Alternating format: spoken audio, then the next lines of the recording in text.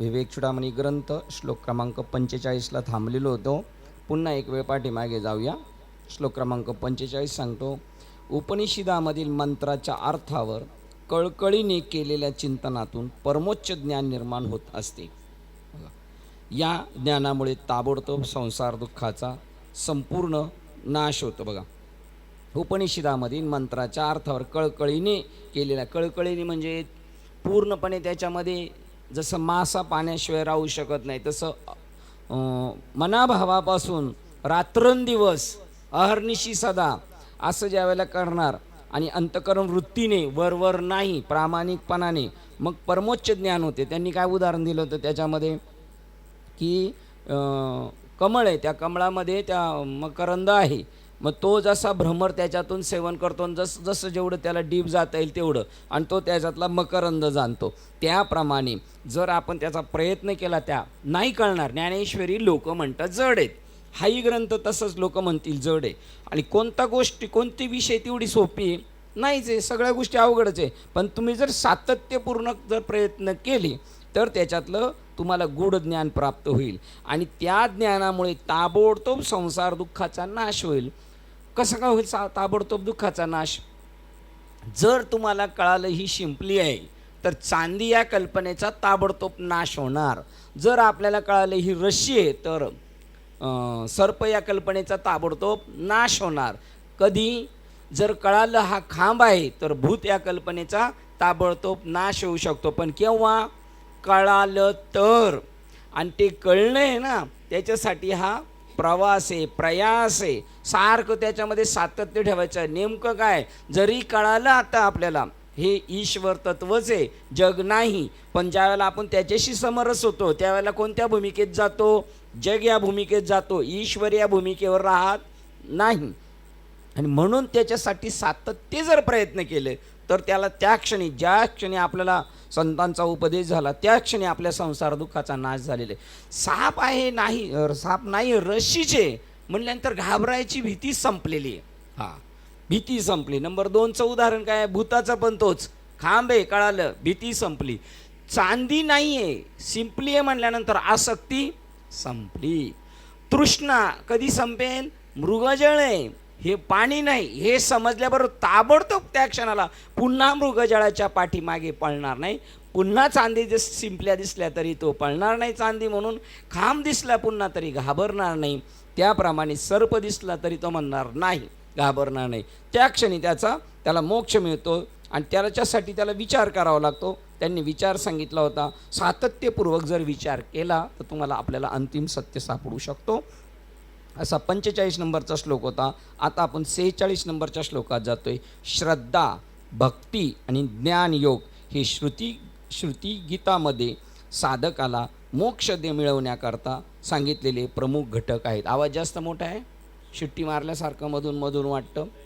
बघा, श्रद्धा, भक्ती आणि ज्ञानयोग. श्रद्धा कशाला म्हणतात ते सांगणार आहे ते. भक्ती कशाला म्हणतात ते सांगितलेले आहे. श्रद्धा सांगितलेले आहे, पण आता आपल्या किती जणांच्या ध्यानात आहे? ज्ञानयोग किती जणांच्या ध्यानात आहे? श्रद्धा कशाला सांगितलेले आहे? ब्रह्मनामावरील, गुरूंच्या वचनावरील आणि अंतिम सत्यापर्यंत पोहोचण्याच्या सातत्यपूर्वक प्रयासाला श्रद्धा असं म्हटलेलं आहे. भक्ती कशाला म्हटलेले आहे? मी जे तत्व आहे ते अमर तत्व आहे, ते नित्य तत्व आहे आणि ते समजून घेण्यासाठी सातत्याने केलेला प्रयत्न, त्याचं नाव भक्ती आहे. आता ज्ञानेश्वरीमध्ये तसं सांगितलेलं आहे किंवा त्याही उपर थोडंसं सांगितलेलं आहे. आणि ज्ञानयोग, तो जीवनात आपल्या योग यायला पाहिजे का मला ही कळालं पाहिजे. किती लोक असे त्यांना शेवटपर्यंत कळालं नाही हे मृगजळ आहे म्हणून, शेवटपर्यंत कळालं नाही हे मृगजळ आहे असं कळालं नाही. हे खरं आहे का वाक्य? कितीतरी लोक आहे त्यांना कळालं नाही शेवटपर्यंत हे मृगजळ आहे म्हणून, ते सत्यच समजले पाणी. मृगजळाला कोण पाणी समजेल का सांगा बरं?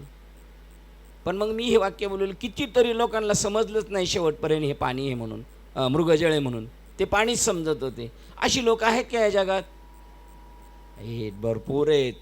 कवनाचे मायबाप, कवनाचे हे माझे मायबाप आहेत, हे माझे गुरुजन आहेत. हे गुरुजन म्हणणं हे सुद्धा मृगजळच आहे. परत हे माझे गणगोत्र आहे, ही माझी धन दौलत आहे, हे सुद्धा काय माहिती आहे का त्याच्यातलं? काय मृगजळ आहे की नाही. ज्ञानयोग श्रुती ग्रंथामध्ये साधकाला मोक्ष मिळवण्याकरता सांगितलेले प्रमुख घटक होत. जे कोणी याचा पाठपुरावा करील, सातत्यपूर्वक प्रयत्न करील, ते देहबंधनापासून की जे अज्ञानजन्य अद्भुत प्रलंबने होत त्यापासून निश्चित मुक्त होतील. ते जर प्रयत्न केला तर सुटतील. याचं बघा तर विश्लेषण पाहूया. ते देहबंधनापासून आणि अज्ञानजन्य अद्भुत प्रलंबने होत त्यापासून निश्चित मुक्त होतील. त्या दिवसापासून त्यांना जग जग वाटणार नाही, देह नाही वाटणार. देहसुद्धा देवाचे काय वाटेल त्या दिवशी? मंदिर. तुकाराम महाराजांचा अभंग आहे ना, देह देवाचे मंदिर. आता आत्मा परमेश्वर. कशा पद्धतीने? जशी उसात साखर तसा देहात परमेश्वर. पण जसे दुधामध्ये लोणी तैसा देही चक्रपाणी. मृगजळाचं काय सांगितलंय?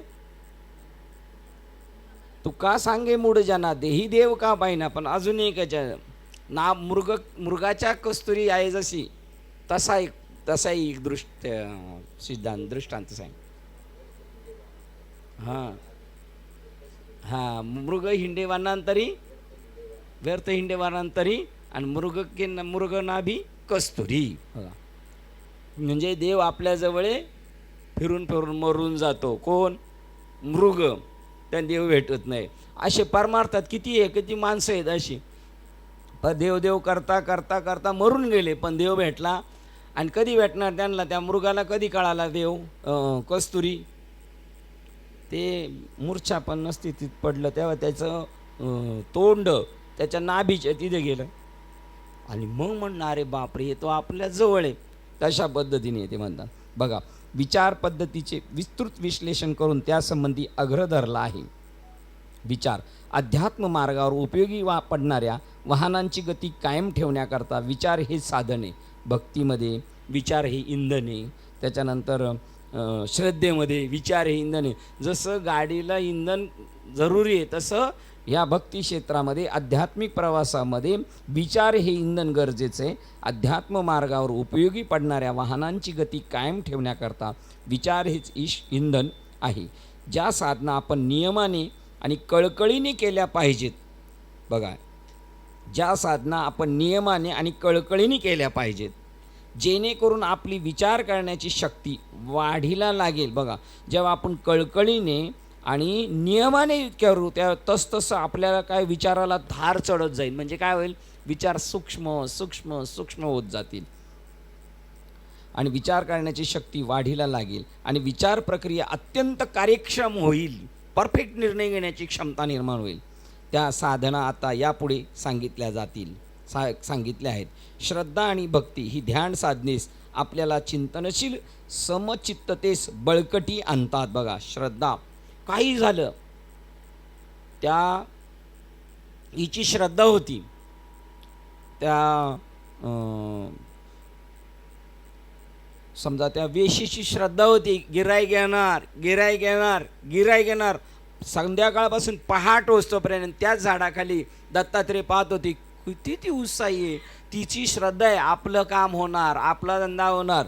तसा इथे सुद्धा मला भेटणार अशी त्याच्यात ती श्रद्धा पाहिजे, भक्ती पाहिजे. भक्ती म्हणजे श्रद्धेने केलं पाहिजे. करायचं म्हणून कितीतरी लोक काम करतात, पण काम करायचं म्हणून करणं तर ते श्रमदायी आहे. आणि जर प्रेमाने करणार आपण त्यावेळेला ते कसं होणार आहे? आपल्याला उत्साही वातावरणात केलं तर ते श्रम जाणवणार नाही. आणि ती वाढीला लावतात. आणि ऋषीची ज्ञान आणि ऋषींनी दृष्टीसमोर ठेवलेल्या संपूर्ण विकासाची पद्धती हे सर्व मिळून होत असते. बघा, या सगळ्या गोष्टी कशा होत असतात? इकडे बसतात आहे.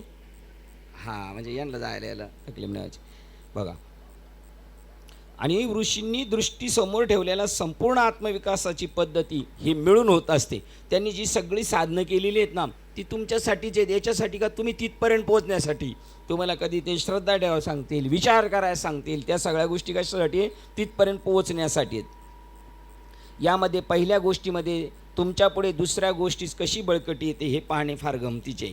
श्रद्धेतूनच भक्तीच वाढीच लागते. म्हणून पहिले श्रद्धेवर ते सांगणार, जोर देणार. एकदा श्रद्धा वाढली का मग तुम्हाला भक्तीची गती शिकवणार. मग पुढे ध्यान साधना, श्रद्धेने भक्तीला वाढीला लागते.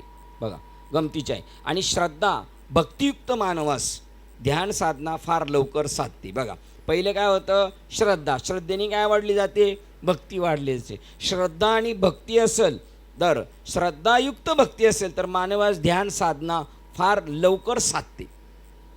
तुम्ही फक्त आपण एक कल्पना करून बसायची ध्यानाला बसल्यानंतर, मी देह नाही मी आत्मा आहे, मी देह नाही आत्मा आहे. हे 5-6 वेळाच फक्त मनातल्या मनात जर असं घुमल्यासारखं जर बोललं, अंगावर असा काटा आल्यासारखं म्हणणार प्रत्येक वेळेला तुम्हाला, मी देह नाही मी आत्मा आहे, मी देह नाही. आणि हे म्हणत असताना इथून नाही म्हटलं पाहिजे, जिथं स्फुरण होत आहे तिथं ते विणलं पाहिजे. तुम्हाला आपल्याला लगेच झटक्यात ती प्रचिती, त्याच वेळेला आपल्याला करंट बसल्यासारखं होणार आहे. ते म्हणतात त्यावेळेला ते लवकर साधलं जातं. आता त्यामुळे आपल्या एवढ्या दिवसाच्या साधनेतून आपली त्या साधनेवर काय जडलेली आहे, श्रद्धा आहे. आपण त्याच्यापासून विभक्त नाही, भक्त आहेत आपण, त्यामुळे ते आपल्याला लवकर साध्य होऊ शकतं. या ठिकाणी श्रद्धा या आधी सांगितलेल्या अर्थाने आपण स्पष्टपणे समजावून घेतली पाहिजे. या ठिकाणी श्रद्धा या आधी सांगितलेल्या अर्थाने आपण स्पष्टपणे समजून घेतली पाहिजे. आता तिथे सांगितले या अर्थाने, त्याच्यावर एक आकडा दिला आहे, एक आकडा दिला आहे खाली पहा. मला जे माहीत आहे त्यावर श्लोक क्रमांक 25 नंबरच्या श्लोकमध्ये आपल्याला श्रद्धा सांगितली होती. आपण विसरतो म्हणून पुन्हा 25 नंबरच्या श्लोकडे जाऊ. श्रद्धा म्हणजे नेमकं काय. आपण ठरवलेल्या श्रद्धा लय आहेत. आपल्या श्रद्धा आज आहेत, उद्यापर्यंत गायब होणार, परत परवा जडणार, तेरवा परत काय घडलं का संपलं. तशी नाही श्रद्धा पाहिजे. ती तेलवत धारेवने प्रमाणे श्रद्धा पाहिजे, तेलवत धारेप्रमाणे. त्याला कधी कधी विश्वास या शब्दात पण मोडलं जातं. तो राजा, आणि राजाची एवढी श्रद्धा आहे त्या प्रधानावर, तो मला कधीच काही धोका देणार नाही, त्याला विश्वास पण कधी कधी म्हटलेले. आणि त्या प्रधानाला कळालं की राजाच्या गळ्याचं रक्त जर टाकलं तर इथं या तलावाला पाणी लागल. मग आणि त्यांनी खात्री पण करून घेतली, मग जिवंत कसा होईल त्याही औषध मिळवलं. आणि नंतर राजाच्या छातीवर बसून गळ्याला तलवार लावली ना अशी वाढणार, तेवढ्यात राजाने डोळे उघडल्याबरोबर राजा बघितलं, काय नाही म्हटलं, कोण आहे आपल्या ज्याच्यावर तलवार घेऊन गळ्याला लावलेली, हा आपल्या संरक्षणाचा माणूस आहे, आपल्याला दागा फटका देणार नाही. डोळे झाकले. आणि एवढी त्यांच्यावर विश्वास किंवा श्रद्धा, त्यांनी कापलं सुद्धा, ते रक्तसुद्धा त्या तलावात टाकलं, त्याला पाणी लागलं, परत पूर्ववत जखम भरून आली. महिना झाला, 6 महिने झाले, तर हा बारीक व्हायला लागला. राजेसाहेब विचारत का नाही, तुम्हाला काय विचारलं नाही, मला पूर्ण श्रद्धा आहे, माझी विश्वास आहे, तू जे करणार आहे ते माझ्यासाठी बरोबरच आहे. त्याचं नाव श्रद्धा आहे. 25 क्रमांकात बघा, शास्त्र गुरुवाक्यश. बघा, ज्यामुळे धर्मग्रंथातील निश्चित आशय व गुरुवाक्य उपदेशातील गूढार्थ एखाद्यास अवगत होतो. कधी अवगत होतो, शास्त्र, या शास्त्रातलं कधी रहस्य कळालं, याला कसं काय कळालं, आम्ही मरतोय पण मला नाही मिळालं, याला कसं मिळालं, कारण त्या शास्त्रावर त्याची काय आहे, नितांत श्रद्धा आहे, म्हणून ते त्या तत्व त्याला प्रसवू लागलं. ज्यामुळे धर्मग्रंथातील निश्चित आशय व गुरुवाक्य उपदेशातील गूढार्थ एखाद्यास अवगत होतो, ज्यामुळेच केवळ सत्यत्वाची स्पष्टरित्या ओळख होते. ईश्वर तत्व कळालं याला, बापरे, ज्या अर्थी कळालं त्या वृत्तीला विद्वानाकडून श्रद्धा म्हटले जाते. ज्या अर्थी त्याला ह्या गोष्टी कळाल्या त्या अर्थी त्याला काय म्हटलं जातं, विद्वानाकडून श्रद्धा असं म्हटलं जातं. ठीक आहे.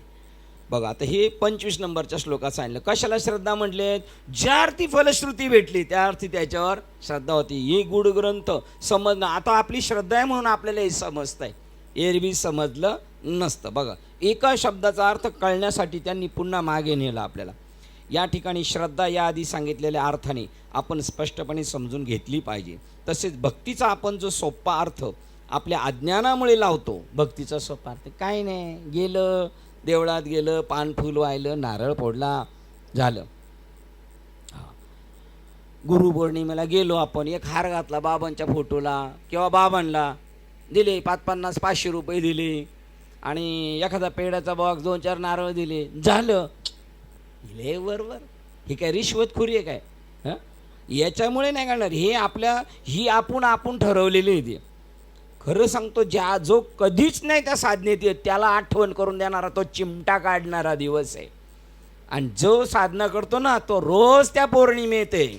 त्याच्यासाठी कधीच अमावस्या नाही. हे अमावस्येला आहेत ना त्यांच्यासाठी पौर्णिमेचं महत्त्व आहे, सापेक्षता आहे, त्यांना ती पौर्णिमा आहे.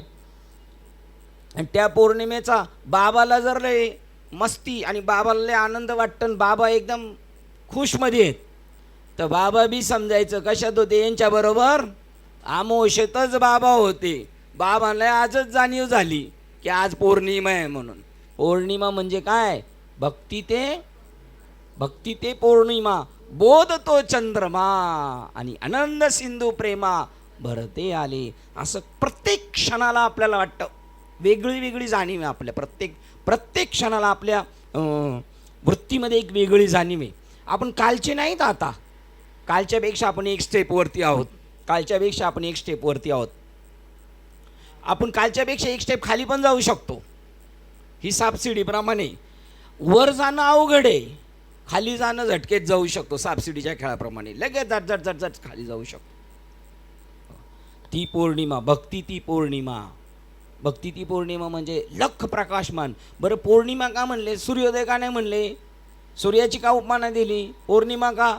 प्रकाश पण आहे, शीतलता पण आहे आणि अमृत त्याच्यातून स्रवतंय, त्यामुळे तो टवटवीत राहतो. तो बोध तो चंद्रमा.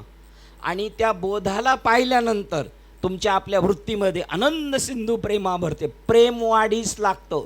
हे जे प्रेम आपण समजतो ना, हे मायावी प्रेम आहे. आपण आपल्या मुलावर प्रेम करतो, आपल्या भावावर प्रेम करतो, आपल्या पत्नीवर प्रेम करतो, हे मायावी प्रेम आहे.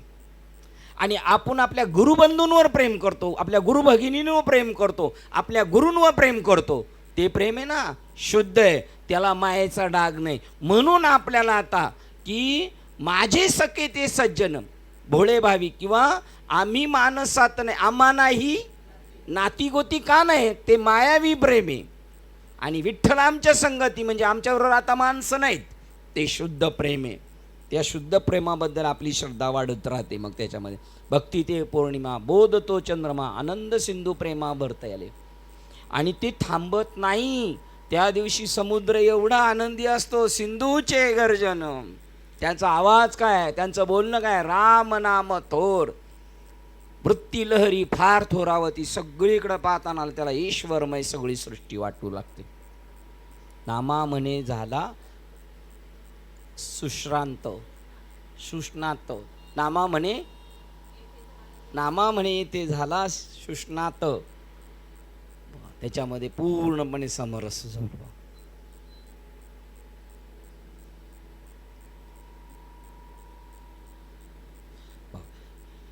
जो सोपा आपण बघा, तसेच भक्तीचा आपण जो सोपा अर्थ आपल्या अज्ञानामुळे लावतो, तो अर्थ घेता कामा नये. अज्ञानात आपण समतो भक्ती, ती भक्ती नाही. आपल्या साध्य संकल्पनेशी आपले तादात्म्य, असा त्याचा यथार्थपणे अर्थ समजून घेतला पाहिजे.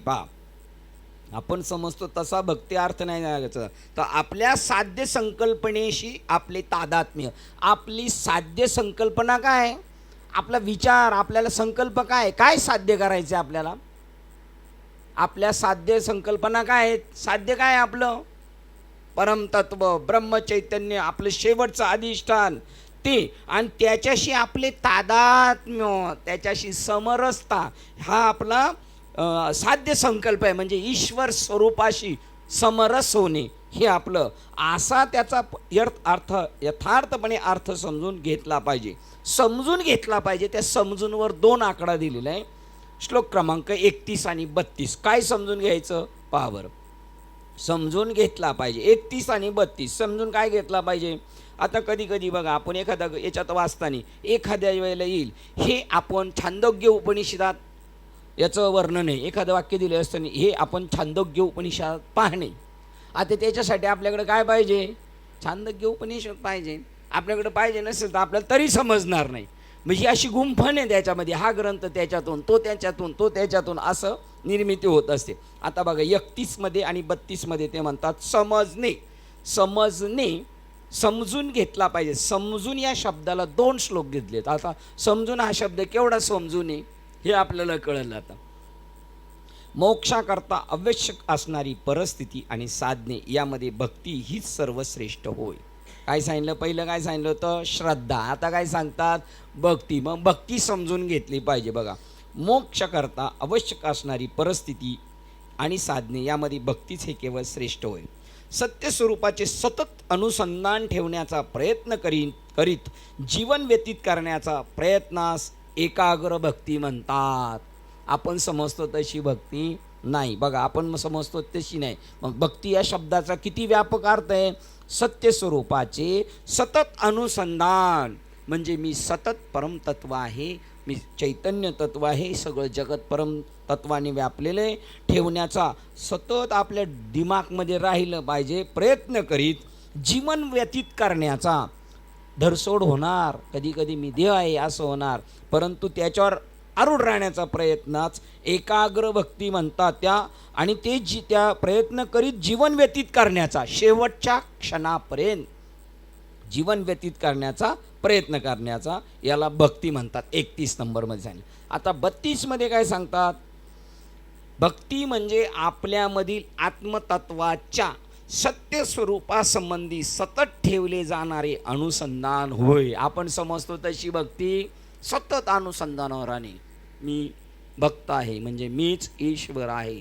मग तू देव नाही का? देव आहे. मग तू भक्त नाहीस का? मी दोन्ही मिळून एक आहे. मी भक्त सुद्धा आहे, जसं अर्ध नारी नटेश्वर, त्या असा आपला अर्धा एक भाग भक्ताचा आहे आणि अर्धा एक भाग देवाचा आहे.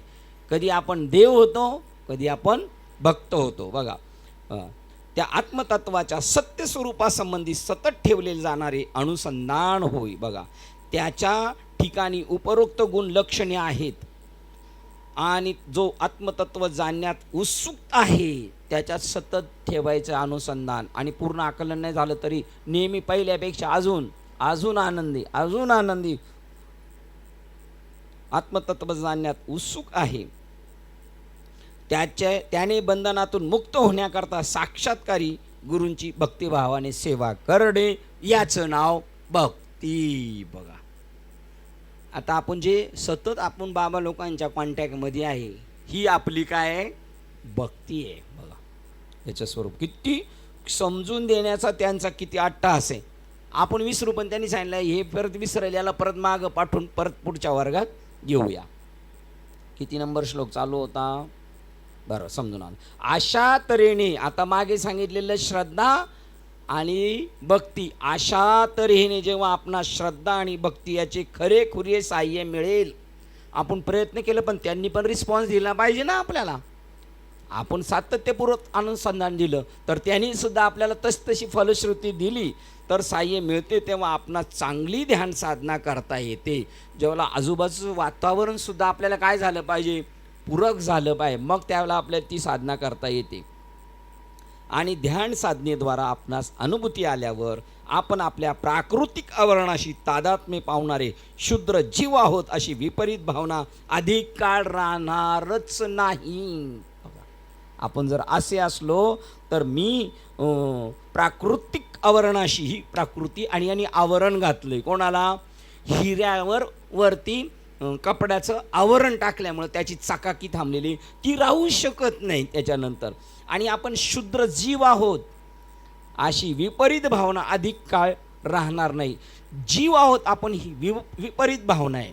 आणि यथार्थ भावना काय आहे काका? मी जीव आहे ही विपरीत भावना आहे. मग यथार्थ भावना काय? मी ब्रह्म आहे या भावनेवर जाणार. ह्या जाणार आहोत का आपण? आहोत का नाहीत? आपलं जे ज्ञान दिलेले आपल्याला साधना, ती कशासाठी दिलेली आहे? आपण ब्रह्मरूप आहोत हे कळून घेण्यासाठी का आपण देह नाही हे कळून घेण्यासाठी? दोन्हींचा आशय जवळजवळ सारखाच आहे. मी देह नाही हे भाव विसरत गेला का आपोआप देह मी हे सरे. म्हणजे पहिलं आपल्याला मी देह आहे हे विसरायचं आहे का? मग ते ॲटोमॅटिक आहे. चिंतन करताना हे एक त्याच्याबरोबर पाहिजे. मी ब्रह्मरूप आहे, मी देहरूप नाही. मी ब्रह्मरूप आहे, मी देहरूप नाही. तलवारीच्या धारेला दोन्ही बाजूनी अशी धार पाहिजे. इकडूनच नाही, इकडून फिरवला तरी इकडून म्हणा, इकडून मी देह नाही, आणि इकडून मी ब्रह्म आहे, मी देह नाही, मी ब्रह्म आहे.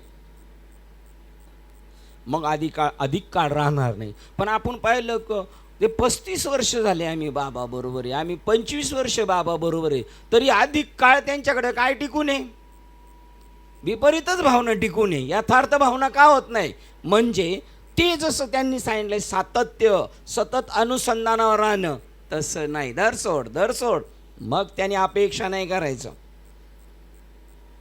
आध्यात्मिक वैभवाच्या आपल्या अज्ञानामुळे ही खोटी तादात्म्ये निर्माण होत असतात. बघा वाक्य कसं उरफाटलेले. आध्यात्मिक वैभवाच्या आपल्या अज्ञानामुळे, आध्यात्मिक वैभवाच्या मुळे नाही, आध्यात्मिक वैभवाच्या म्हणजे या वैभवशाली परंपरा जरी महाराष्ट्राची, तसं आपण वैभवशाली जीवन जगतोय आता, पण त्याच्याबद्दल आपल्याला काय आहे? अज्ञान आहे. जसा राजाच कोण झालाय आता? भिकारी झालेला नाही. नाही ते वैभव आहे आपलं, आपण राजा आहोत पहिल्यापासून. आपल्या वैभवाच्या, आध्यात्मिक वैभवाच्या आपल्या अज्ञानामुळे ही खोटी तादात्म्य निर्माण झालेली. याच्याशी अटॅचमेंट काय आपलं? त्याचं ज्ञान नाही म्हणून याला चिटकू नये आपण. काय ते? शरीर, माझं मन, माझी बुद्धी, हे सर्व वैभवशाली आत्मस्वरूपावरील अध्यास आहेत. अध्यास आहेत म्हणजे खरे आहेत का? रश्शीवर साप आहे तसं आत्म्यावर यांनी काय केलेलं आहे? कल्पना केलेली आहे, अविद्या केलेली आहे. माया म्हणजे अध्यास. हे काय आहे? प्लास्टिक आहे, पण वाटते काय? चिमटा. हा चिमटा वाटणे हा अध्यास आहे बस. नाहीतरी आहे काय? प्लास्टिक आहे. तसं अध्यास आहे. आणि तरी त्यांना आपण नित्य व सत्य समजत असतो. अध्यास कसा आहे? नित्य आहे का? अनित्य आहे. ती कल्पना आहे. रश्शीवर साप ही जशी कल्पना आहे, मग त्या कल्पनेला आपण वास्तव समजतो आणि वास्तव्याला वास्तव समजत नाही. आपण खोट्या प्रतिष्ठेला किंमत देऊ, पण खऱ्या अधिष्ठानाला किंमत नाही देणार. आता बघा, मी हे जरी बोलत असलो, मी बोलत नाही. या प्रतिष्ठेच्या अपोजिट अधिष्ठान हा शब्द तो त्याने जबरदस्ती माझ्या मुखावर आणलेला आहे, बळजबरीने. मी ते ठरवलेलं नाही आहे. पण ज्यावेळेला आपण खोट्या प्रतिष्ठेला किंमत देतो, तेव्हा सहजच आपण आपल्या अधिष्ठानापासून घसरलेला असतो. घसरलेल्या माणसाला वाचवण्याचा प्रयत्न केला तर तो वाचतो का? एकदा टी व्हीवर याच्यात दाखवले ते का मोबाईलमध्ये, एक त्या शिडी त्या शिडीवर चालताना एक मोबाईलवर बोलता बोलता तिथून जी पहिल्या शिडीवरून घसरली, ती उलटी पालटी होतोपर्यंत खालच्या शिडीवर, आणि खालच्या शिडीवर जेव्हा सगळे बघायला आले तोपर्यंत ते तद्धाम गेलेले होते वरती निघून. एवढी घसरण्याची स्पीड जबरदस्त आहे. शरीर, मन, बुद्धी हे वैभवशाली आत्मस्वरूपावरील अध्यास आहेत. आणि तरी त्यांना आपण नित्य व सत्य समजत असतो. अनित्याला आपण काय समजतो? नित्य. आणि नित्याला आपण ओळखतच नाही, आणि ओळखलं तरी विसरतो आपण. जो साधक श्रद्धा, भक्ती आणि चिंतन यामध्ये आपल्या आंतरिक अनुभवात मग्न असतो, त्याला नाही जाणीव होणार. कशाचीच जाणीव न होणार. त्याचं नाव आठव गेले भावाभाव, किंवा विधेयी स्थितीत असणार तो. त्याच्या साधक श्रद्धेमध्ये, भक्तीमध्ये आणि चिंतनामध्ये आपल्या आंतरिक अनुभवात मग्न असतो. बाहेरचा अनुभव फार कमी येणार. ज्याला आंतरिक अनुभव यायला लागले ना, त्याला बाहेरचे अनुभव येणार नाही. लय बरं झालं. ही जे आंतरिक अनुभव नाही, हा आमचं छप्पर होतं, बाबा आले, बंगला झाला.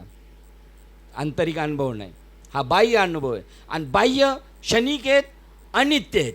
आणि आंतरिक अनुभव शाश्वत आहे आणि नित्य आहे. तो बरं, तो अनुभव आहे ना, असं सांगून कळणारा नाही आहे. तो ज्याचा त्यालाच कळणार आहे. तिसरा, मी, मला आलेला अनुभव यांना सांगू शकत नाही, पण यांना कळू शकतो. मी रवींद्र एलकरांना मला आलेला अनुभव सांगू शकत नाही, पण रवींद्र एलकरांना कळू शकतो. केव्हा?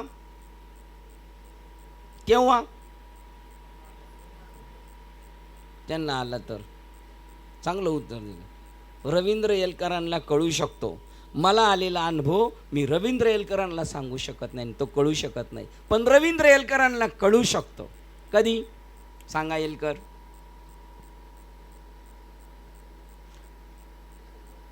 हां, मोठ्याने बोला ना. स्वभाव काय? माईक द्या यांना.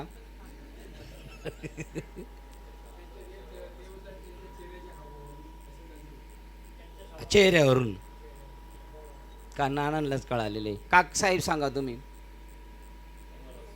बस रवींद्र एलकर जेव्हा संपत अंडे होतील, तुम्ही बोलले होते याला बाहेर न्या. काय घेतले हो कळणार. बघ हे ज्यांना सांगितलं कळालं, तुला काय कळालं ते. हे पहिलं बोलायचं, असं नाही कोणात बोलायचं. असं नाही करा, याला बाहेर पाठवा लगेच.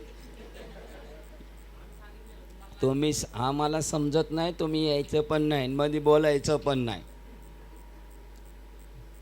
याचं काय कोणी ऐकायचं नाही. विनायक महाराज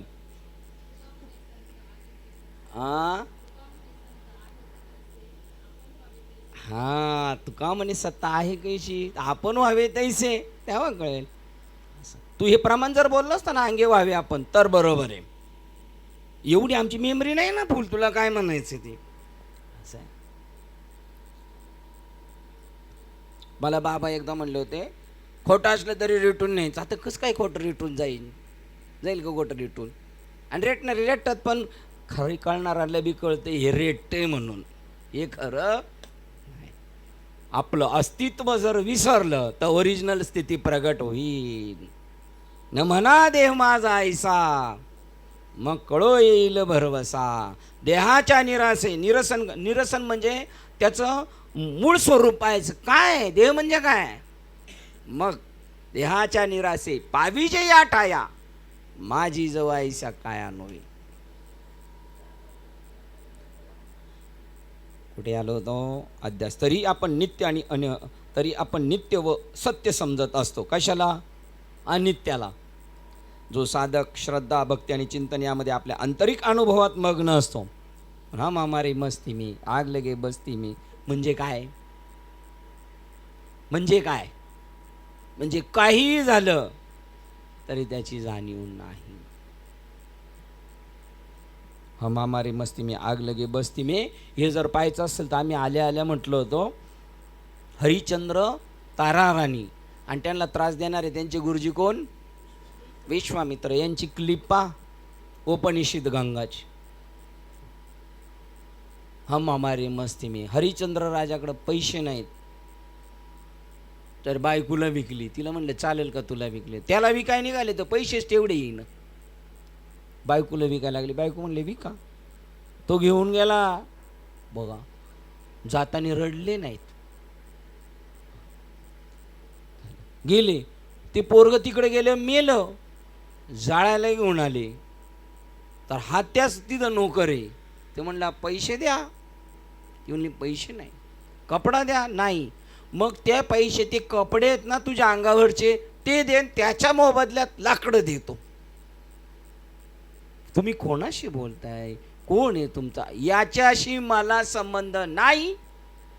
हम हमारे मस्ती में आग लगे बस्ती में. त्यावेळेला तिथं धावत आले विश्वामित्र. मी संपलो, मी चुकलो, तुम्ही ग्रेड आहात. मग लगेच खुश झाले हरिश्चंद्र राजा. या वर या. लगेच हरिश्चंद्र राजा खुश झाले का. मग नाही. तरी पण नाही. जी द्वंद्वाधिक दुराविली. हे जे समजतं एवढे संबंध नाहीत आपले ते शब्द तेवढे असे संकुचित नाही. त्याचा गर्भित अर्थ आहे. तो आंतरिक अनुभवात मग्न असतो. आणि आपल्या चर्चा कोणत्या आहेत. बाह्य चर्चेमध्ये आपल्याला लय रस, लय मस्ती आपल्याला. बापरे. तो आनंदमय आणि परिपूर्ण अशा आत्मस्वरूपाची अनुभूती घेत असतो. आनंद दुःख नाही. त्याच्यामध्ये दुःख असेल तर त्याला ते एका क्षणात गायब होईल असलंच तर. पण नाही, तो आनंदमय आणि परिपूर्ण, अपूर्ण नाही, परिपूर्ण अशा आत्मस्वरूपाची अनुभूती घेतो. अशा प्रकारे प्रकृतीच्या बंधनातून मुक्त होतो. आणि ज्याच्यापासून मुक्त झालो आणि ज्याला भेटायचंय त्याला आता पंढरपूरला जाता जाता घाईघाई जाऊ दर्शन घेऊन येत होतो, पण आता देता आली मिठी. कधी? बंधनापासून उकलल्या गाठी. आता देता आली मिठी सावकाश. आणि पंढरपूरला आले गेल्यानंतर मिठी कशी देता आली? घाई घाई, सावकाश नाही. ते दरक ढकल. बघा आता सावकाश. आता अखंड ऐक्यास पावलो. आता काहीच राहिली नाही चिंता. सावकाश मिठी देता आली, धावपळीत मिठी देता आली. आणि सकाळी वाचलं शिंदे गर्भित असं काहीतरी होती ती. त्यावेळेला अशी गर्भित मिठी दिली त्यांनी, त्यांच्या गुरूंनी, शंकराने त्याला. तर तो विरून गेला, शंकर स्वरूप झाला. आणि जवळजवळ 24 का 23 दिवस, 22 दिवस मस्ती. आणि ते सगळं त्या दोघांचं पाहिलं इतरांनी, ते बेशुद्ध पडले सगळे.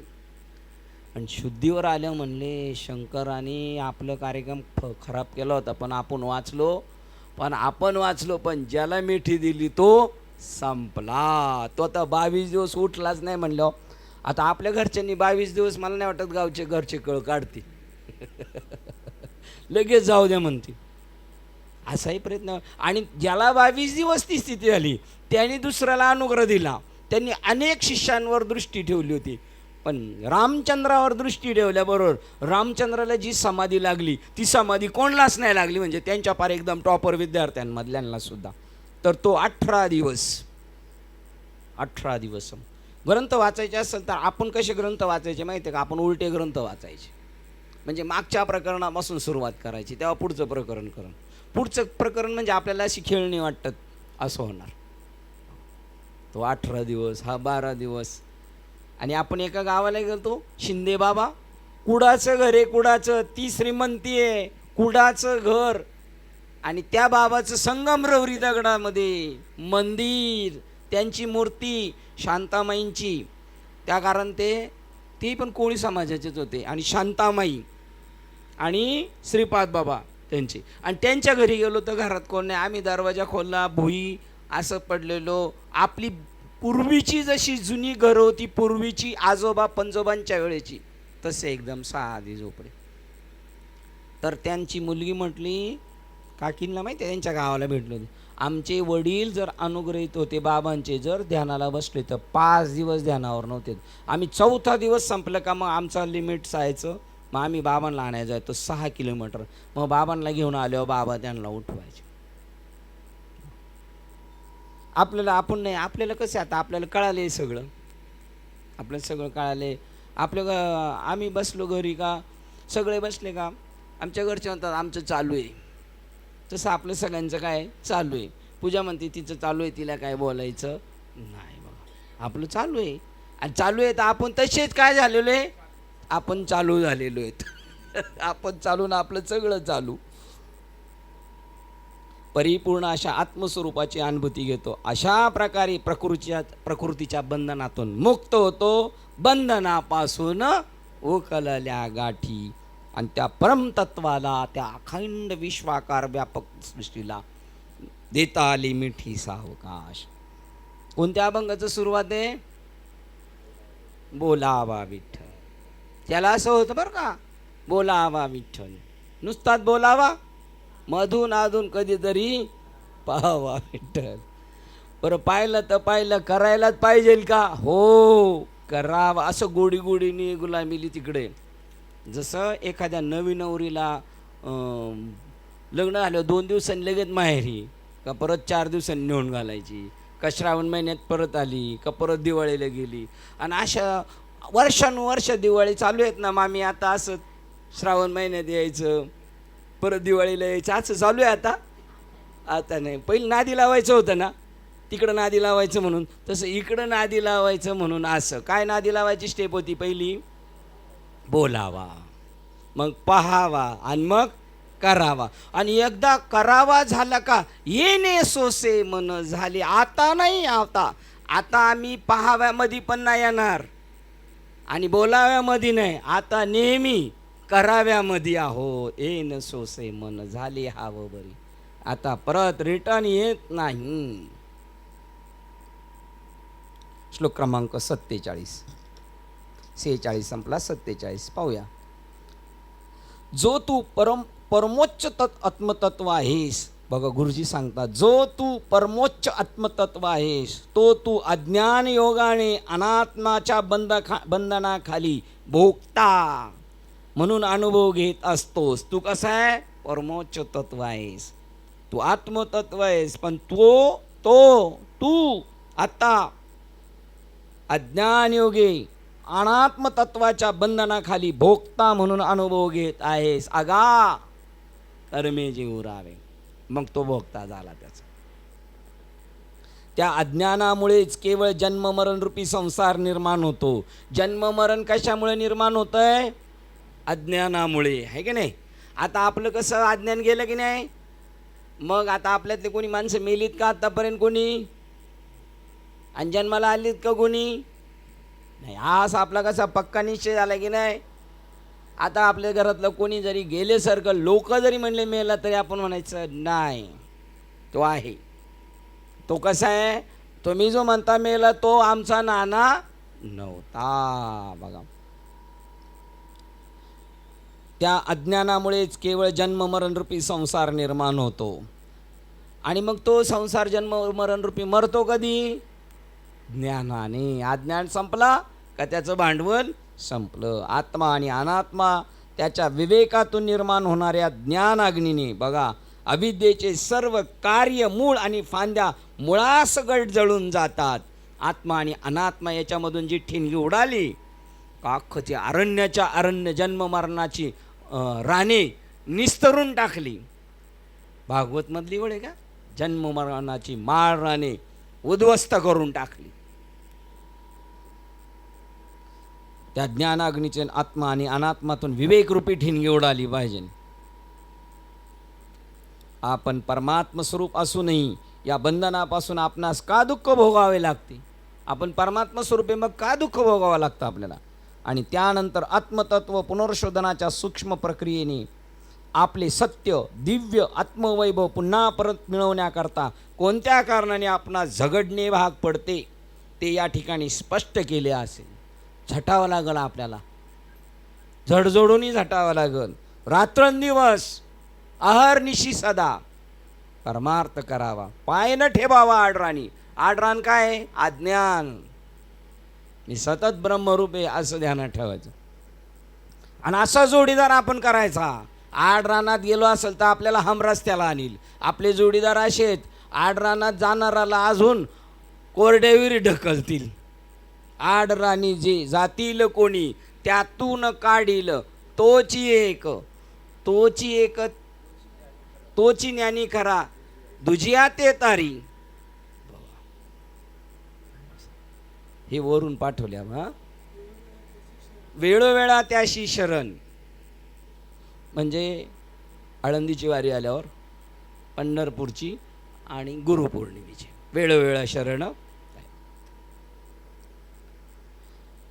त्यास आपणा झगडणे भाग पडते ते या ठिकाणी स्पष्ट केले आहे. रस्त्याच्या बाजूला असलेल्या खांबाच्या अज्ञानामुळे जसा त्यावर भूताचा भास होतो, अगदी त्याचप्रमाणे आपल्यामधील आत्मतत्वाचे अज्ञानच, ज्याला मन म्हणतात, एरवी वाया मन हे नाव, ही सावयव कल्पनाचे सावयव.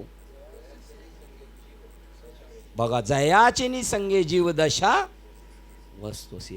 त्या आत्म्याला त्या मनामुळं, आणि मन म्हणजे काहीच नाही, ते म्हणते ती कल्पना आहे. बघा, मन ही काय? कल्पना आहे. बघा, नाही तर हे जर पाठ असते ना, मन अमुक ठिकाणी लगेच ऑपरेशन करून फेकून देता आलं असतं. रस्त्याच्या बाजूला असलेल्या खांबाच्या अज्ञानामुळे जसं त्यावर भूताचा भास होतो, अगदी त्याप्रमाणे आपल्यातील आत्मतत्वाचे अज्ञानच त्याला मन म्हणतात. आपलं अज्ञान गेलं तर ते मनच काय? मनच हो येऊन मन, बुद्धीचा निश्चय पूर्ण परब्रह्मी. ते अज्ञान समूळ तुटे, मग भ्रांतीचे मत्सर फुटते, मग कर्तृत्व प्रगटे ईश्वराचे. ते अज्ञान समूळ तुटे, मन आहे का त्याच्यात? जेणे भ्रांतीपासून हिरतले. गुरुवाक्य मन दुसतले. मनाला धुवून टाकायचं.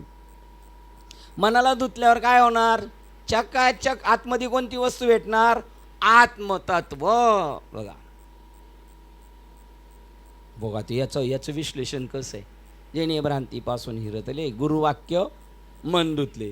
गोंधळ कोणी गेलाय? सगळा मनाने. आणि मन स्वतःला मन समजायला लागले, हे त्याचं नुकसान आहे. त्यांनी काय समजलं पाहिजे?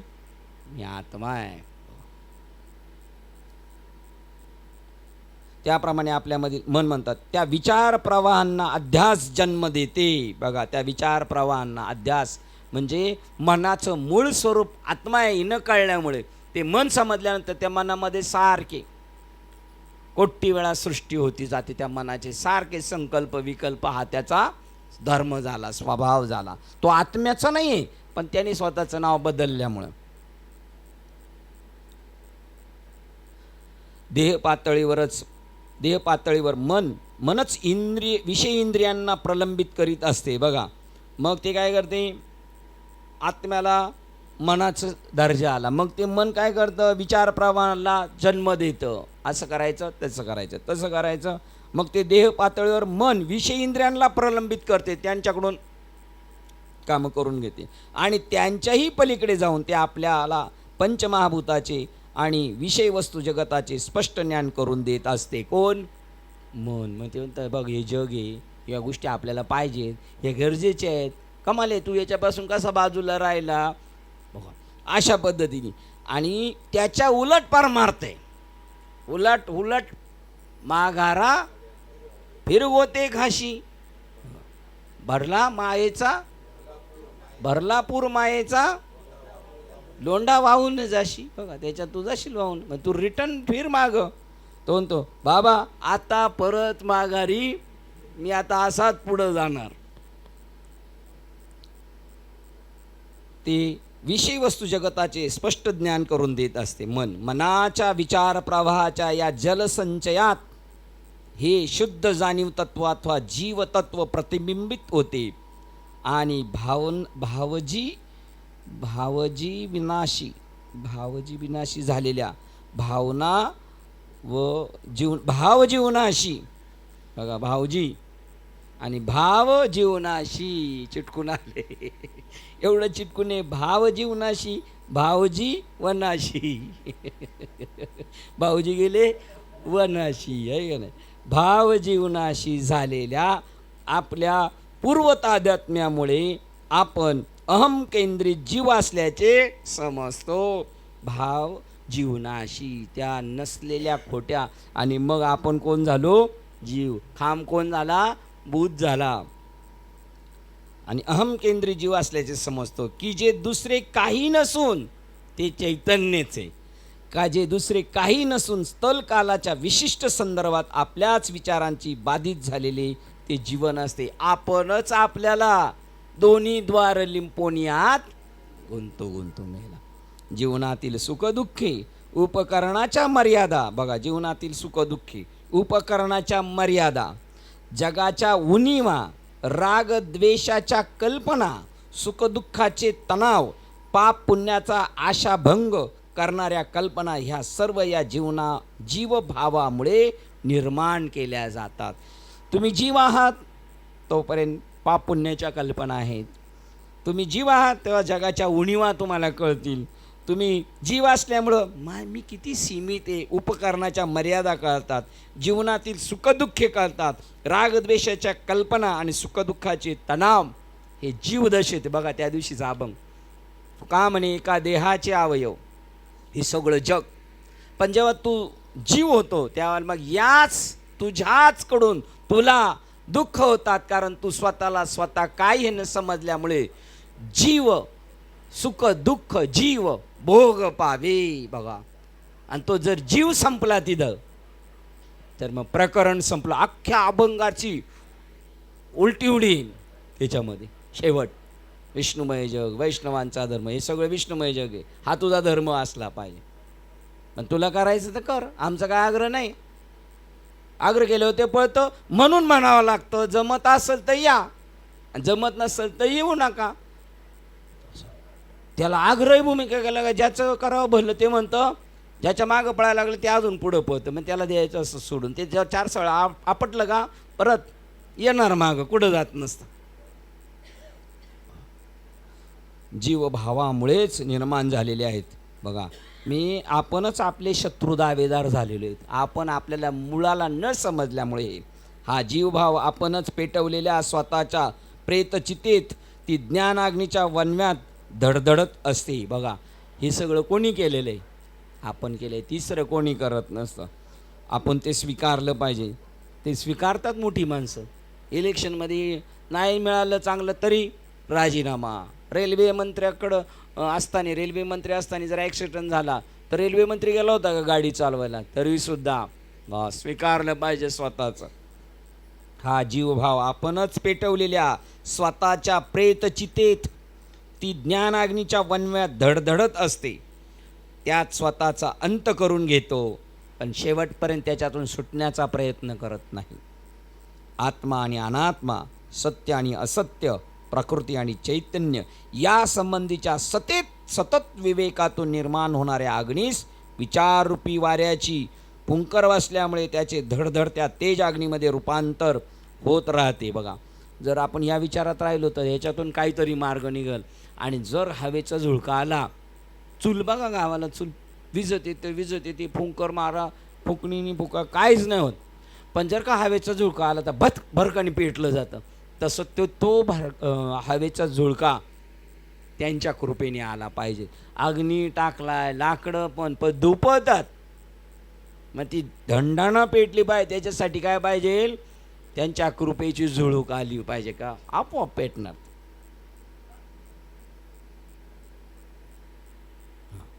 अग्नीमध्ये रूपांतरित त्या वाऱ्याची फुंकर बसल्यामुळे त्याचे धडधडत्या तेज अग्नीमध्ये रूपांतर होत राहते. कोणाच्या? त्या विवेकाचे. आणि रस्त्यामध्ये ज्ञानाचे सर्व दोष त्याच्या मूळ कारणासह, आत्मतत्वाच्या अज्ञानासह जळून खाक होतात. एका क्षणात तृण अग्नीमुळे समरस झाले, तैसे नामे केले जपताले. हरी उच्चारानं अनंत पाप राशी, पापाच्या राशी, आणि एका क्षणात नाश पावतात. कशा काय? नाम संकीर्तन साधन पैसोपे, जळतील पापे जन्मांतरीची. कशी काय? पापच आहे नाही हे कळाल्यावर सगळं ब्रह्म आहे म्हणलं, पाप कुठे आहे? एकम द्वितीय ब्रह्म आहे सगळं. जगात देव सोडून दुसरा काहीच नाही. मी सोडून अर्जुना काय आहे? मग ते देवा पाप आहे ते? अरे पाप नाही, काहीच नाही, हे तुझ्या मनाच्या कल्पना आहे ते, म्हणून जळून खाक होणार. असं आपण म्हणलो, हे बघा आमचे एवढे पर्वतच्या पर्वत जळले, पर्वत जळती पापाची. म्हणजे बघा बरं, म्हणजे मी देव आहे, हे पर्वत आहे पापाचा, आणि मी आत्मा आहे, जळून भस्म झालं. त्यामध्ये ज्ञानाचे सर्व दोष त्याच्या मुळासह, कारणासह, आत्मतत्वाच्या अज्ञानासह जळून खाक होतात. बघा, तो विवेकरूपी ठिणगी उडाली आणि सगळं लाकडं जाळून ती पण विझून गेली.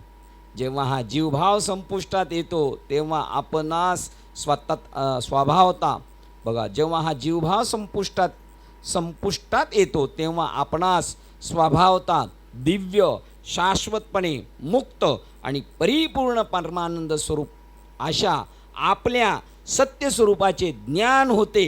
हेच अमृत तत्व. कोणाचं ज्ञान होते आपल्याला? आपलंच आपल्याला ज्ञान होतं. कधी? तो विवेकरूपी ठिणगी उडाल्यानंतर सगळं ज्ञान मिळालेलं, बाबाकडून मिळालेलं ज्ञान अज्ञानाला जाळून ज्ञानसुद्धा विझून जातं आणि आपल्याला त्या गोष्टीची प्राप्ती होती. ज्या ठिकाणी प्रकाश आहे त्या ठिकाणी अंधकार असू शकत नाही. ज्ञान झालं ना, आता अज्ञान शिल्लक औषधाला सुद्धा राहणार नाही. आणि जर अज्ञान आहे तर समजायचं काय? अजून त्याला ज्ञान भेटून सुद्धा त्याच्या बॉडीने काय केलं नाही, त्याला रिस्पॉन्स दिला नाही. ज्या ठिकाणी प्रकाश आहे त्या ठिकाणी अंधकार असू शकत नाही.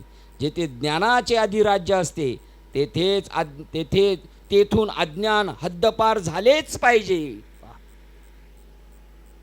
आता आपला हद्दपार झाले का नाही अज्ञान? झाले का नाही? मग झालं का नाही महाराज?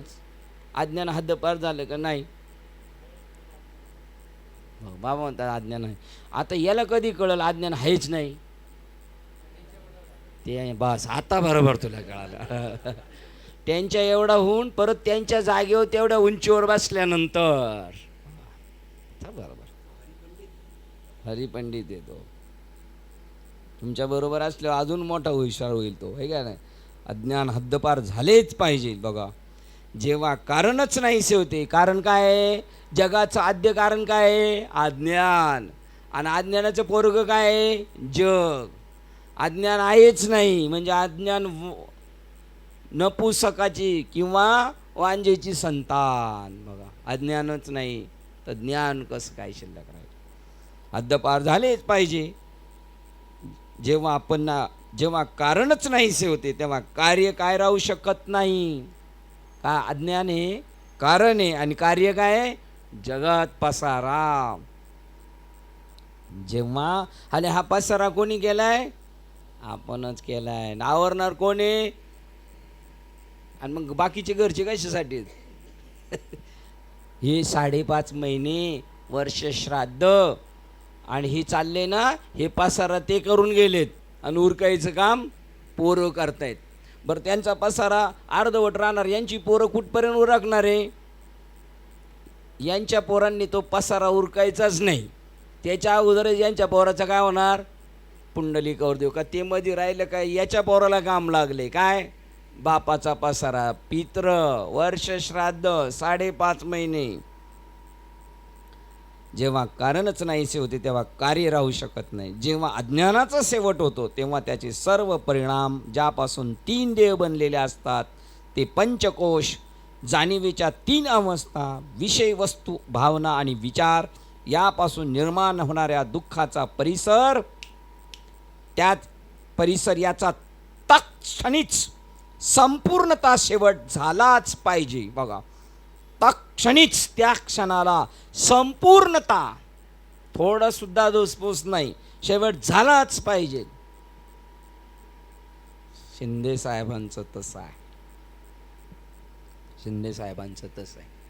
तुम्ही जेव्हा पाहाल ना, जवळ गेल्यावर कळतं, लांबून नाही कळत. श्लोक क्रमांक 47 संपला. 48. आपल्या जीवनात असं झालं पाहिजे. हे ऐकता ऐकता संपलं सगळं. आणि जेव्हा सगळा कार्यक्रम संपला जातो, पिक्चरचा आला द एंड, समाप्त, तरी आपण खुर्ची सोडायची नसते. पहा, महाभारताचा एंड होताने भगवान कृष्णाने सांगितलं जावं लागतं. आता जायचं उद्धवा. कृष्णा, अर्जुना तू या स्त्रियांना घेऊन जा. त्या स्त्रियांना अर्जुनाच्या समोर ओढून नेलं, लुटून नेलं, धनुष्यबाण चाललेलं. काय झालं तर म्हणला, देवाने सांगितलं होतं आता आपण या सृष्टीमध्ये बाधा आहोत. आपलं कर्तव्य होतं. पहिले तुझ्या वेळेला कोण बाधा होते? भीष्माचार्य, द्रोणाचार्य, त्यांना हकलावं लागलं. आता तू, आता मी चाललो, आता मी सृष्टीमध्ये बाधा आहे, तू आहे, आता तुला जायचं. आणि हे धर्मराजाला कळाल्यानंतर लगेच दुसऱ्या दिवशी घोषणा केली, परीक्षित राजगादीवर बसणार. असं कळतं आपलं काम झालं, आपण जायचं असतं. गर्दी करायला जायचं नाही. तीर्थाच्या ठिकाणी सुद्धा त्या माणसाने गर्दी करायला जायचं नाही. मग तू बाधा होशील, तिथं सगळी कोलमडली जाईल व्यवस्था. मग तू बाजूला हो, आता तुझं काम झालं. ते आपण खेळायचो का नाही लहानपणी? हां, ते असं करून इष्टपट्टी काय त्याच्यातून कोणला येते का? सांगा बरं पटकन, मी विसरले. सांग रे बाळा, माहिती आहे तुला? कोण सांगतंय? हा, ते पण ते असं काय करायचं आपण? सुटला. हां, सुटासुटी कशी करायचो? हां हां हां, मग असं झालं काय व्हायचं? हां, असं. हां, बघा, तसे सुटल्यावर त्यांनी बाजू जाऊन बसायचं, आहे का नाही? आता आपण सुटलेलो आहे, काळे पंढर पडले का पांढरं पडले आपलं? आपण हां, आपण गुंतत जातो. सुटावयाचा तो करती, हां, तो अधिकच गुंतत जातो. बघा, सुटलेल्यांनी गर्दी करायची नाही. सुटलेल्यांनी सत्संगाला पण यायची गरज नाही, तुम्हाला सांगतो. नाही तर ओव्हरफुल होईल. आणि खाल्लेलं सुद्धा बाहेर पडल. वर्ग बदलले पाहिजेत. आळंदीच्या त्या संस्थेमध्ये 4 वर्ष झाले का जायचं, तो म्हणला राहायचं तर राहायचं नाही. तुम्हाला सांगतो, तुमचं ज्याचं काम झालं असेल त्यांनी यायचं नाही. नाही तर काय होईल माहिती आहे का, ओव्हरफुल होईल. सारखे डेकर ते खाल्लेलं पचायचं नाही, झोप येऊन द्यायचं नाही. ओव्हरफुल ज्याचं पूर्ण काम झालं त्यांनी यायचं नाही. बाबांनी सांगितलं आहे. ज्याचं काम नाही झालं त्यांनी यायचं आणि मग वळवळ नाही करायची. जसं चिमटीत बाबा पकडील तसंच थांबायचं, वळवळ नाही करायची. प्रश्न निरूपण. शिष्य उवाच. प्रकरण 11 श्लोक क्रमांक 48. शिष्य म्हणाला, हे सद्गुरू, जे प्रश्न विचारतो ते कृपया ऐकावेत. त्यांची उत्तरे आपल्या मुखातून ऐकल्यास मी कृतार्थ होईल. आता आपण पण आपल्याला भेटले का बाबा म्हणायचं, हे सद्गुरू, तेव्हा ते लई छान झालं का रे तू. इथं जसं तसं बोलायचं नाही. असं कोण बोलल, आज्ञानी बोलल, हे का नाही. आणि एखाद्याने असं ऐकलं, तो म्हणेल मग माझं काय चुकलं. विवेक चुडामणीमध्येच सांगितलंय, तुला अजून तू रुळला नाही बाळा, हे का नाही. हे सद्गुरू, जे प्रश्न विचारतो ते कृपया ऐकावेत. बघा, मी काय प्रश्न विचारतोय ते ऐकावेत. त्याची उत्तरे आपल्या मुखातून ऐकल्यास मी कृतार्थ होईल. बघा, जसं, आणि हेच वाक्य, त्याची उत्तरे ऐकल्या आपल्या मुखातून ऐकल्यास मी कृतार्थ होईल. त्याची उत्तरे ऐकल्यावर आपल्या मुखातून मी कृतार्थ होईल. तो म्हणेल, तू ऐकल्यानंतर तुझ्याबरोबर मी सुद्धा कृतार्थ होईल. कारण ठगास ठग भेटल्यानंतर, आहे का नाही. संपूर्ण विवेक चुडामणी यव्हाना. बघा, त्याच्यामध्ये एक प्रकार, 1-2 पॅरेग्राफ असे असतात ना, ते त्या ग्रंथाचं वर्णन करणारे असतात किंवा निरूपण करणाऱ्याचं वर्णन करतात. संपूर्ण विवेक चुडामणी यव्हाना. आता आपलं ठरलं होतं की आपण भाग क्रमांक 2 वाचायचा, पण सूचनाच कळाली नाही. अचानक चेंज झालं. 2 दिवस अगोदर 1 वाचायचा. तर एका ताईला पाहिजे होतं विवेक चुडामणी, ते घेऊन या म्हटले. तर आता लगेच पोचू शकत नाही. तर मोठ्या डोंबरे ताई काय म्हणल्या, माझ्याकडे देते. आता त्यांनी कोणता दिला त्यांना, पार्ट 2. ते रोज संध्याकाळी फोन करतात, पण आपल्या इकडं नाही. ते म्हणले, मी रोज शोधते पण 49 नंबर श्लोक येत नाही, 250च्या पुढं श्लोक चालू आहेत. बरं, नावही विवेक चुडामणी आहे. बरं, ते टकलेच्या वरती दिसले ते बी सेम तसेच आहेत त्याच्या फोटोमध्ये. म्हणजे ते वर्म चुकले रे, वर्म चुकले रे, आहे का नाही. नेमकं त्यांना माहितीच नाही. तेव्हा त्यांना सांगितलं भाग 1 चालू झालेला आहे. असं तरी मी शोधून थकले. म्हणले ते कामठेताई कोणता अभंग म्हणायचं, जीव थकला शोधित शोधित जीव थकला. मशिदीत गेले, मंदिरात गेले, तीर्थयात्रेला गेले, पण देवा शोधित शोधित जीव थकला. बरं, थकल्याशिवाय ते विचारित नाही. तर तू पार त्याला 400 जणांनी वडलं का मग त्याचं तू थांबलं जात, आहे का नाही. संपूर्ण विवेक चुडामणी यव्हाना पाठ्यग्रंथाऐवजी वाङ्मयीन उत्तम कृती म्हणून एका उत्कृष्ट काव्यामध्ये रूपांतरित झालेला आहे. याची एक शैली वेगळी आहे, ते म्हणतात, समजून सांगायची. नाही तर हा विषय कसा आहे, क्लिष्ट आहे, तो लवकर डोक्यात घुसणार नाही. पण तो कसा घुसवला यांनी, आता भिंतीत खिळा ठोकायचा आहे, लगेच पहिल्या 2 ठोक्यात जातो का तो. पहिल्या वेळेला तो लय सांभाळून ठोकावा लागतो, हळू हळू हळू, आणि निम्म्याच्या वर गेलं का रपारप. आता आपल्याला रपारप फटके काय चाललेत, आपण निम्म्याच्या वर आपलं काम झालेलं आहे. म्हणून उत्कृष्ट काव्यामध्ये रूपांतरित झालेला आहे. कारण हा महान ग्रंथ लिहिताना श्री शंकराचार्य आपल्यामधील तत्वचिंतक भूमिकेस मागे टाकतात. ते असं गोडी गुलाबीने तत्वचिंतक भूमिकेस मागे टाकतात. म्हणजे एखाद्या दिवशी आईची तब्येत बरोबर नाही, बाळ आहे 5-6 वर्षाचं, आणि त्याला वडिलांना नाही, 5-6 वर्षाचं नाही, किती वर्षाचं पोरगं जेवतं, 2 वर्षाचं पोरगं जेवतं ना. कोण म्हणलं, तू.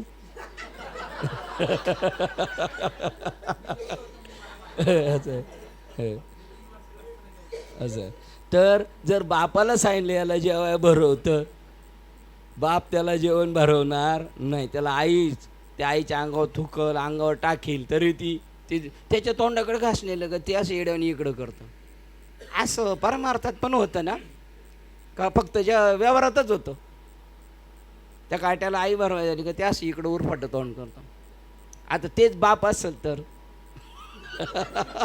सटकनी पटकातून इकडं तोंड आणि त्याचं. तसं तत्वचिंतक नाही तो, आपला नाही बाबडी इकडून घे तिकडून घे असं करणार. तसं शंकराचार्य करतात. होता बबडी म्हणल्या प्रवीणला आठवण झाली, आपल्याला असंच गेलं होतं.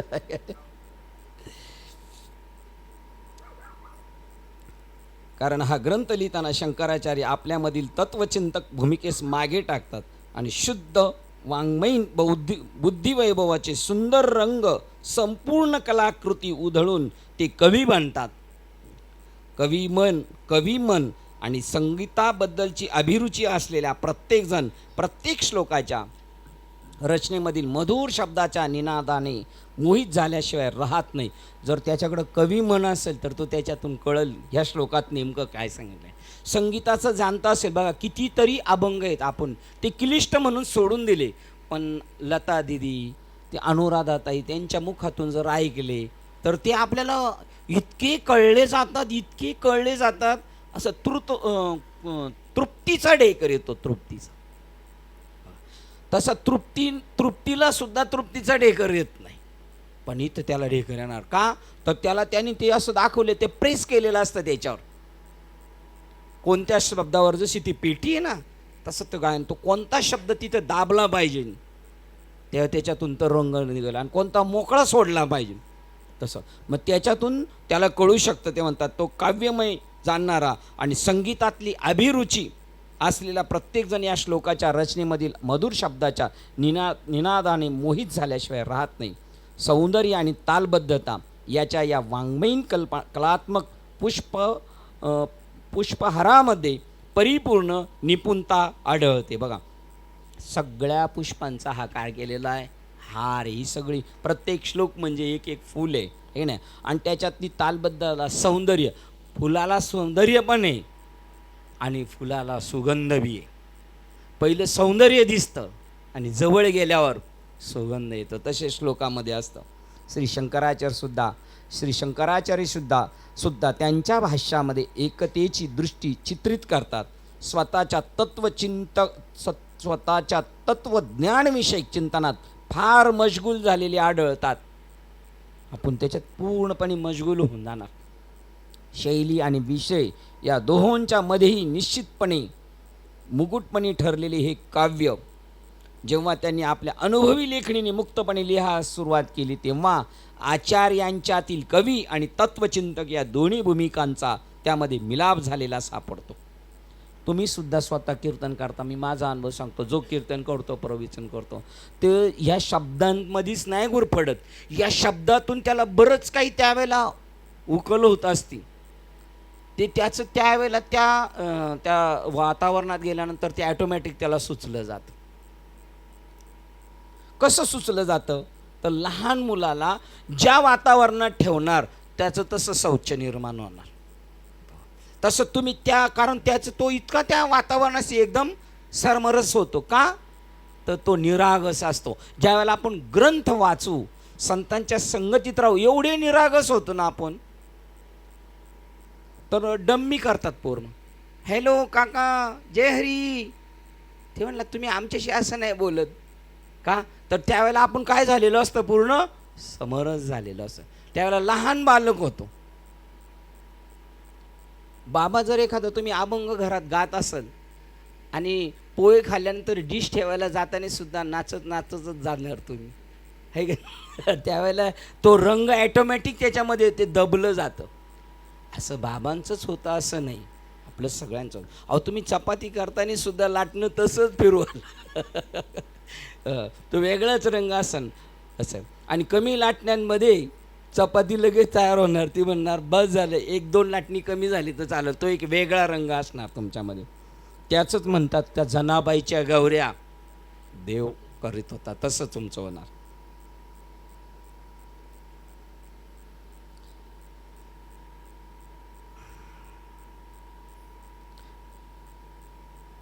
मिलाप होऊन सापडतो. कवी मनाच्या कोपऱ्यात त्यांचे स्वतःचे असे एक विशेष दालन आहे. बघा, कवी मनाच्या कोपऱ्यात त्यांचे स्वतःचे असे एक विशेष दालन आहे आणि कदाचित ज्यांनी सांस्कृतिक पुनर्जीवन घडवून आणण्याकरता आपली लेखणी सदैव खर्ची पाडली आहे, असे ते एक अत्यंत थोर कवी म्हणून कदाचित ओळखले जातील. ज्ञानेश्वर महाराजांना कवी म्हणतात काही विद्वान लोक.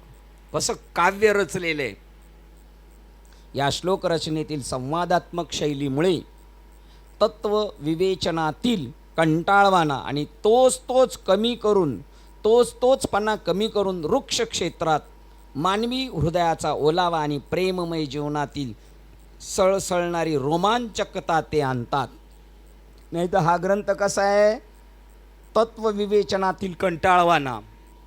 तत्वचिंतन एवढं झटकन कळत नाही, पण त्यांनी काय केलं, तो वृक्षपणा त्याच्यातला, वृक्षपणा म्हणतात ना, तो कमीपणा.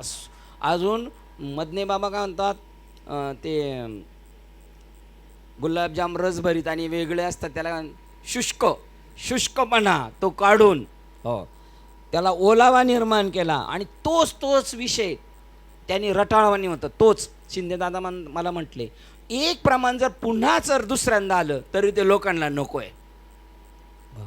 तरी ते म्हणणार महाराजांनी 2 वेळा. अरे तुला 1 वेळेला कळाना म्हणून आम्ही 2 वेळा म्हणतो. असं करून आपण आपलं काय करायचं, सपदनी करून घ्यायचं आहे की नाही.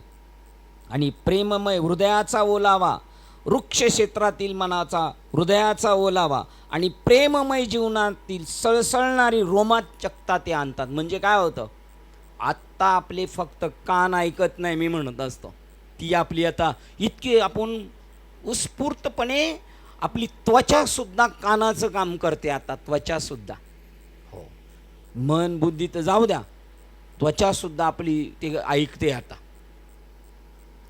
ती रोमांचकता म्हणजे आपल्या अंगावर काटा येणे म्हणजे काय.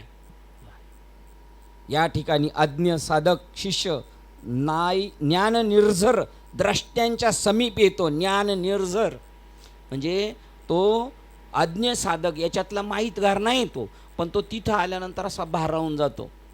थंडगार हवा, ते वातावरण, ते थकलेल्या भागलेल्यांना सुद्धा सुखाचा आस्वाद देतं. असं काय एखादं प्रमाण, हा तो पण चालतंय, बरोबर. आला शीतळ शांतीचा वार, तिने सुख झाली याशिवाय. फिटला पातकांचा थारान, कळे काळाशी धाक दरारा. गाढ अंधकारातून त्या महात्म्याभोवती असलेले तेजस्वी प्रभावलयामध्ये एकात्म होण्याकरता प्रश्न पद्धतीने आपल्या गुरुशी एकरूप होण्याचा तो प्रयत्न करीत असतो. त्याला काही सुचत नसतं. हे प्रश्न सुचणं, हे सुद्धा बाबाच इनडायरेक्टली, जसं तुम्ही ओळपाठ केली ती, आपणच कृष्ण नटून अर्जुन रूपी परत प्रश्न करतोय. अहो अर्जुनाचे निमिसे आपण पेची दुजे नटून आपण या उद्देशे बोलिले जे. बघा, अर्जुन नटलाय का देवच अर्जुन होऊन नटलाय. आणि हे आता तिथं देवच अर्जुन नटलाय, पण हे देव नटला नानापरी. नटला म्हणजे हे वेगळे जे आहे ना आपले चेहरे, तो नटलेला आहे वेगळा.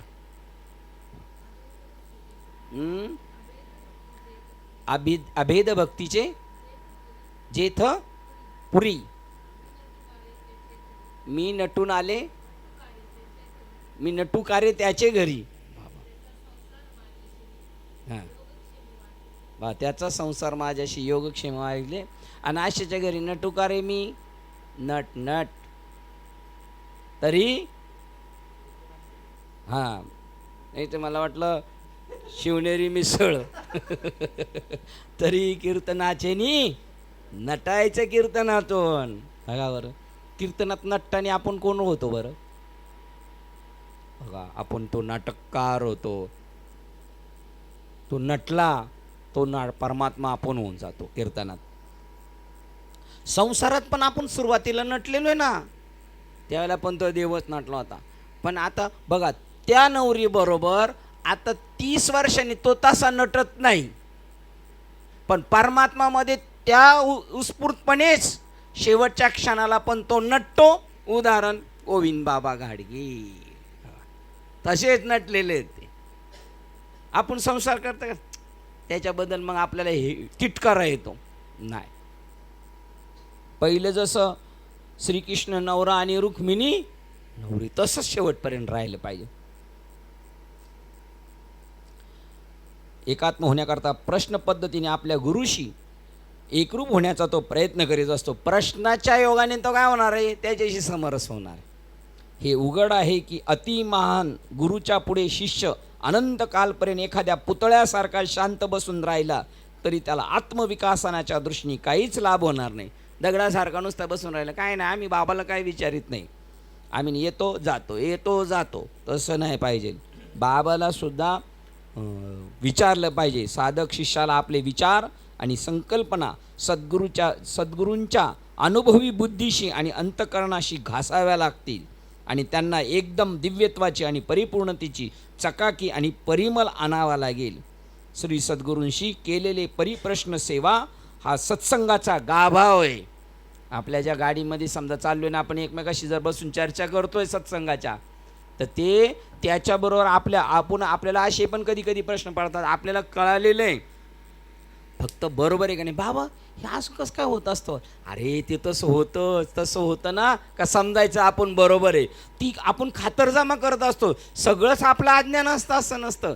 कधी कधी आपण अज्ञानाचं रूप घेऊन आपल्याला कळालेलं ते बरोबर आहे का त्याची खातरजमा करत असतो आपण. पण त्यांच्याशी समरस होऊन उलटा प्रश्न जर त्यांना विचारणार, हे मला माहिती आहे बाबा, ते असंच आहे काय, मग नाही बाबा हे असं कसं काय असतो, मग ते सांगणार. ते सांगणार म्हणजे त्यांना आधीच हाऊस आहे जास्त, ठीक आहे नाही.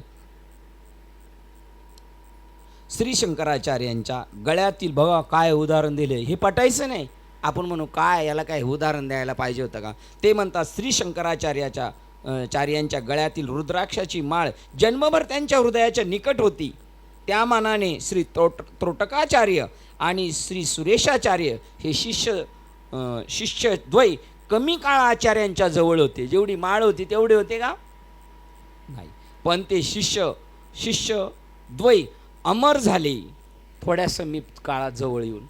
आणि जोपर्यंत आपण श्री शंकराचार्यांची आठवण बाळगू तोपर्यंत त्या दोघांची त्यांचे महान शिष्य म्हणूनच नव्हे तर प्रत्यक्ष ईश्वर प्रेषित म्हणून तितक्याच भक्तीने आणि आदराने त्यांचे स्मरण करू. बिचारी रुद्राक्षमाला. मगाशी मी आल्यावर एक प्रश्न विचारला होता. बघा देव आपल्याला संत आपल्यासारखा करत असतात, पूर्णपणे समरस करत असतात. ते प्रश्न करताना उत्तर सांगताना तर बाप तो हंस, त्या हंसाने ब्रह्मदेवाला नाम दिलं, अत्रीला दिलं, लक्ष्मणाला दिलं, नारायण महाराजांनी श्रीपाद बाबांपर्यंत दिलं. आता मी एखाद्या फोटोवर हात ठेवतो दत्तात्रेयांवर, ते कोण आहेत, दत्तात्रेय कोण आहेत, आपणासारखी करीती तात्काळ आणि त्याच्यातले मूळ पुरुष हंस. त्यांनी ब्रह्मदेवाला, अत्रि ऋषींना, दत्तात्रयांना तुम्हाला क्लिक झालेलं वाटते मला, नारायण महाराज, लक्ष्मण महाराज, बलभीम महाराज यांना अनुग्रह दिला. आता मी बलभीम बाबाच्या हातावर फोटोवर हात ठेवलाय, कोण आहेत ते, बलभीमच आहेत.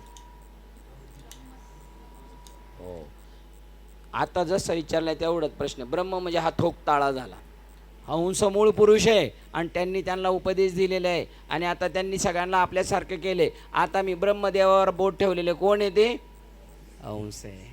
आणि आता हे सगळे कोण आहेत, हंस आहेत. आणि आपण कोण आहेत, हंस आहेत. बघा मूळ सिंचनी सहज, हे कधीच डोक्यातून विसरायचं नाही. ती रुद्राक्षमाळ या सर्वात मोठ्या मंदिराच्या पवित्र गाभ्यातील ज्या भिंती वर्षानुवर्षे परमेश्वराभिमुख असतात त्या 1000 वर्षानंतर सुद्धा दगड म्हणून उभ्याच असतात. मंदिरातल्या देवळातल्या देवाच्या समोरच्या भिंती ती दगड म्हणूनच असतात.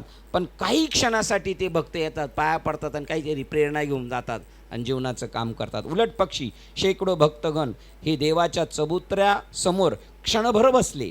त्यांनी मंदिरातील मंगल वातावरणाला प्रतिसाद दिला आणि अनित्य भावनेतून त्यांचा उद्धार झालेला आहे. महान आत्मोन्नतीच्या प्रक्रियेत पूर्णपणे जीवनातील परमानंदाने परिलुप्त होऊन ते मंदिराबाहेर पडले आहेत. परिलुप्त होऊन त्याच्यामध्ये ते हरवून गेले आणि बाहेर पडले. आता देव पावायचे गेले ते आणि मंदिरातल्या भिंती शेवटपर्यंत दगडच. आंतरिक आरोग्य. कोणतं आरोग्य? आंतरिक आरोग्य. आंतरिक सौंदर्य नटायचं आपल्याला, आतून नटायचंय. आंतरिक आरोग्य. आणि आंतरिक नटलं ना, आंतर अलंकार घातले काय भीती? आत कोण जाणार घेऊन जायला?